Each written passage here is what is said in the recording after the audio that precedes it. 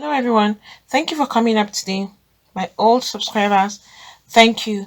And to those that are viewing for the first time or that have not subscribed, please click on the subscribe button and the notification bell so you get notified each time we upload a new video.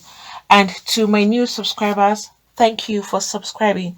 Please do not forget to hit on the like button. People are making different comments over the death of the late prophet TB Joshua. We even have some prominent pastors who are still coming out to have something to say.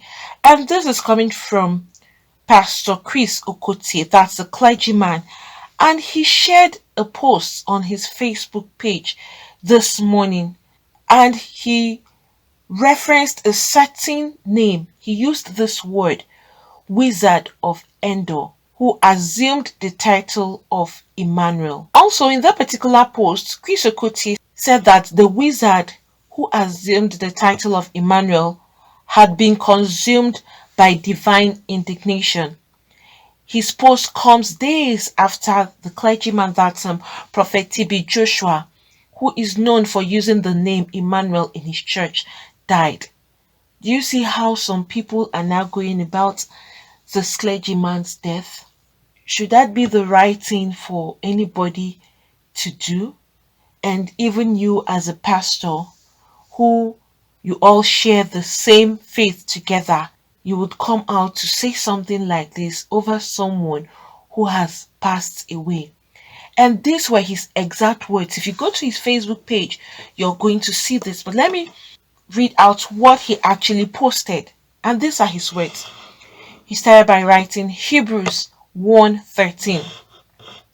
Sit at my right hand until I make your enemies your footstool. The wizard at Endor, who assumed the title Emmanuel, has been consumed by divine indignation. And now his disciples bewail his ignominious exit. No marvel, one third of God's angels followed the disgraced anointed cherub Lucifer. Jehovah Jesus, our mighty gladiator, has broken the head of the dragon with his mighty blows. He has descended from the mountain of spices with the fiery sword of his indignation. Glorious in his apparel and traveling in the greatness of his strength, he goes conquering and to conquer the adversaries of his church. Let those who swear by the Lord and by Malcham and the descendants of Haman now tremble in fear. The day of the vengeance of our God has fully come to Nigeria, and they shall not escape. Operation Hupopodion has commenced. More power to you, Reverend Chris Okotie. Friends, can you imagine what a man of God will be saying? He would even come out in the open to post something like this. Also, Daddy Freeze wasn't happy with Pastor Chris Okotie's post, and he commented, this is what he said: may God forgive you and may you never die. And early in the day, the media personality, that's Daddy Freeze, advised Nigerian pastors to condole with the family and congregation of the late prophet TB Joshua. It can also be recalled that Ovation International publisher, that's Dele Momodu, questioned why the Christian community in Nigeria were yet to pay tribute to the late clergyman. And Daddy Freeze took to social media to urge Nigerian general overseers to commiserate with the pastor's family members.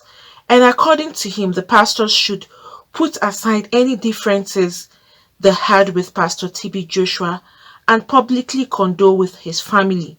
He added this was exactly what Daddy Freeze said: I come in peace. Let's live in love. Even if we disagree, let's disagree in love. Do everything in love. It can also be recalled that Ovation International publisher Dele Mahmood questioned why the Christians in Nigeria were yet to pay tribute to the late clergyman.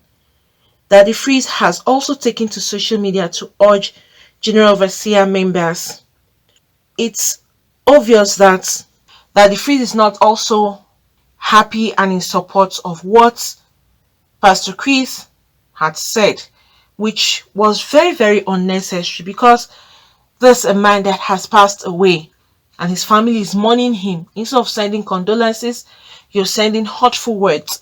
And even Dele Mahmood, that's the international publisher, also questioned yesterday that why is it that pastors are not coming together to condole the family of Prophet TB Joshua. It's so heartbreaking, even if his family sees or hears things like this. You don't come out openly to show your level of hatred to a man that has passed. The most important thing now is for you to console his family. You can't bring him back, but at least show a little bit of concern. And if you don't want to, then it's better you keep to yourself than coming out in the public and using hurtful words that can break people down at this grieving time. Why the hatred? Why the name calling of a man who has just passed away? He has forgotten that this same man has a family, a wife, and kids that are in great pain. And should this be the best way to express your grief for him? Fine, you may not have been in good talking terms. You may not have loved him or even liked him. But I think you should keep your opinions to yourself. It would have been better if he had just kept this to himself without even coming out in the open, in the public to say this. As a man of God, should this be the right words you should use for someone who has left the surface of the earth? You'll be wondering and asking yourself a question. Is Christianity amongst some of these pastors a competition? So it's obvious that some of them don't even love themselves. There's a lot of hatred boiling in the minds of some of these pastors. Envy, this is just unnecessary envy and show of jealousy, because if someone has already gone, why don't you let the person rest? The person is dead, he's not standing in your way. That's to make the matters worse. This person is not even hearing what you're saying. Neither does the person even know that you are saying something about him. So why waste all this time? Why bring out yourself in the public and paint a picture about your personality? He is now preaching hatred instead of love, because you talk about loving someone. Why would you use names, horrible names like this? Wizard of Endor, and he's been accompanied by dark angels. Why? Why all of this? Because it's not necessary for you to even go this far. If you don't love the man, you didn't like anything about him, I think you should have kept it to yourself than coming out in the public. This is a fellow pastor like you. I think it's high time people should differentiate Christianity and social gatherings. These are things that happen amongst social clubs where you see people, they fight themselves. Everybody wants to be at the top. Everybody wants their own team to be heading the other.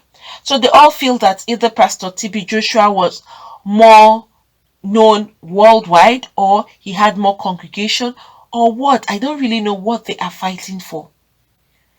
It's making matters even worse for him to use words like this. And he didn't even hide his own, because only Prophet TB Joshua that used that word, Emmanuel. You didn't have to come out to break things down like this in the public.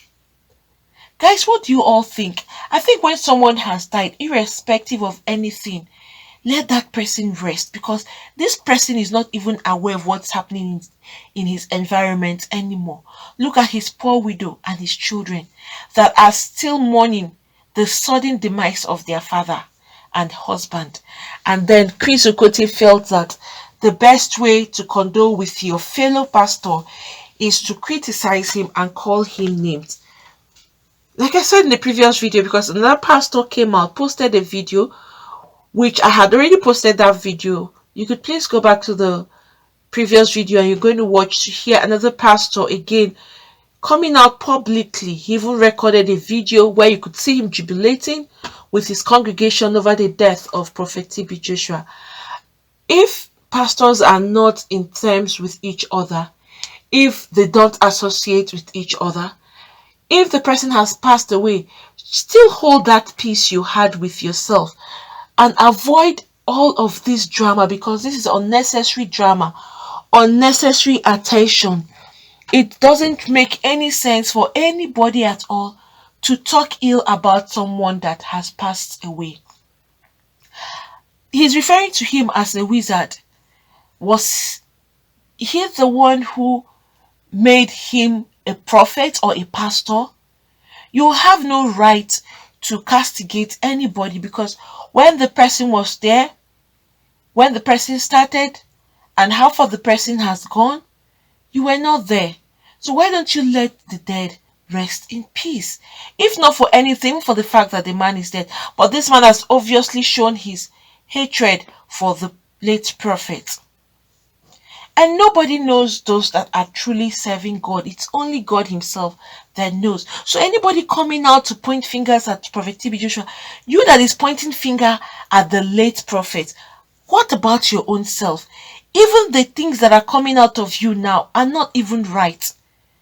You're already judging someone, and you need to even look at yourself to judge yourself, because you're already portraying hatred, and hatred is also a sin against God. So now what are you saying? You're pointing a finger at a man that is dead and calling him horrible names, and then you that is saying those things coming out of your mouth, is it not an act of portraying dislike for your fellow human being? Sometimes when you look at it, you would ask yourself, are these pastors jealous of each other? Or are these pastors wishing that that person should pass away so that they can have the whole congregation to themselves? I really don't understand what the reason for all of this fight amongst some Christians or pastors are having. It's really, really uncalled for, and it's not necessary. There's a time of mourning. At least respect the dead. If not for anything, at least respect his family. His wife and his children are so broken right now. You may never know the pain of losing a loved one because it has not affected you directly. You wouldn't understand what his family is going through now. And then posting all of this online for the whole world to see. How heartbreaking can this be when his family is seeing things like this? Instead of you encouraging them, these words, this time you used in saying all these horrible things, it should have been the best time you used to send condolences. It's not going to change anything about you. Alright, does Pastor TB Joshua's death change other churches or other pastors in any way? Does it affect them positively in any way? That's what I don't know. Whether his passing will bring his congregation to the church. Are they at loggerheads with something that people don't really know? Because from all indication, you could see the amount of hatred that Pastor Chris Okotie has just displayed out in public. We are not God. We have no right to judge our fellow human being. Even someone that is obviously doing something wrong today, you don't really know how the person has passed away. Probably the person before passing has asked God for forgiveness. And God, who is so merciful, who doesn't hold back his mercy, would definitely forgive somebody. You can never tell if anybody who has been doing wrong has pleaded with God before he or she passed away. And you that is alive, instead of thinking about your own self, how to make yourself better, or how to be a better person, a better pastor, then you decide that instead you use that time to curse on the dead, to lay all manner of horrible words on a dead man. This doesn't make sense. Why should you see all these kind of things happening in church? It should not be found in churches. It should not be found amongst pastors. You may not have been communicating when he was alive, so why come out now to say this in public? Friends, do you think that all of this is necessary? Or someone who is dead, whom they're trying to see how they can lay him down to rest, and then someone is still out there fighting a dead man? Where is the love that they are preaching? Where is the oneness, togetherness? They'll complain that the country is falling apart. This one, these are part of the things that are making it fall apart. Because if you, as a man of God, will not come together as people of God to mourn your fellow pastor, if you don't want to mourn him, then you keep your words to yourself than coming out in the public to make nasty comments over someone that has passed away. Then why didn't you make this comment when he was still alive? You are now making all these comments when he's dead. Sometimes you'll be asking, what do you preach to your congregation? So are you encouraging your congregations now to mock people that have passed away, or to express hatred for people? Because this is another way of expressing hatred over your fellow human being. And to make matters worse, this is a fellow pastor like you. Instead of mourning him, you don't even need to communicate with him for you to mourn him by sending a condolence message to his family. And if you don't want to, it's not necessary, then it's better you hold your peace. I don't see any reason why people should judge their fellow human beings. Some people, when people die, that's when they will now say all manner of things. But it doesn't make sense, because we are not God. And we don't know whether the person, if you feel this person was wrong or the person has been doing horrible things, you don't even know if the person had made peace with God before passing. You don't need to judge anybody, because we don't have the power to judge except God. And when you're pointing fingers at people, remember that those other four fingers are pointing back at you.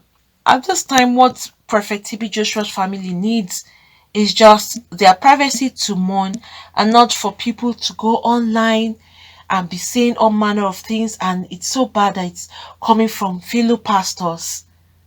Why all of this war in the church? Why all of this war amongst the same faith? Friends, what do you all think about this? Pastor Chris Okotie coming out and making this kind of a horrible comment, rejoicing openly and publicly over the death of Prophet TB Joshua. Do you think all of this is necessary? And do you think this is done out of jealousy? And do you think this is also done out of mere hatred and envy? Please, if you have anything to say, you can put that down at the comment section. And I think generally in life, we should all know that if people are dead, they are dead. They don't come back to life anymore. You can't see them anymore. It's better you hold your peace than saying horrible things. And remember, these people have loved ones that are mourning them. They are in pain, they are in grief, because they can never see or touch their loved one again. At least, if not for anything, people should remember their loved one and then hold their peace from saying all manner of horrible things. I don't think it's right to castigate or say ill things about a man that has just passed away. Friends, please, if you have anything to say, you can put that down at the comment section. Please don't forget to hit on the like button, also subscribe and hit the notification bell so you get notified each time we upload a new video. Thank you. God bless you all.